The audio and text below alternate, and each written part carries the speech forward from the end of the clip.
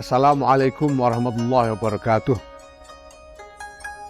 Keselamatan bangsa dan negara, kesentosaan masyarakat umum dibangun di atas landasan tertib sosial yang baik.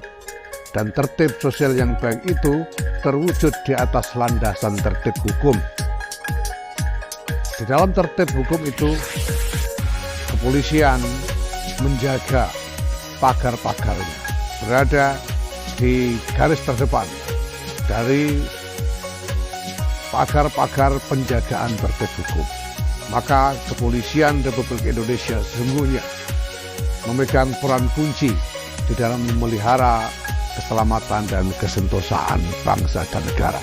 Dan setiap petugas kepolisian yang melaksanakan tugasnya dengan baik, dengan jujur, dengan penuh ikhlas adalah pahlawan-pahlawan bangsa.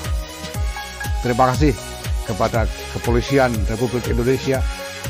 Selamat hari ulang tahun Bayangkara yang ke-77. Polri kuat, Indonesia maslahat.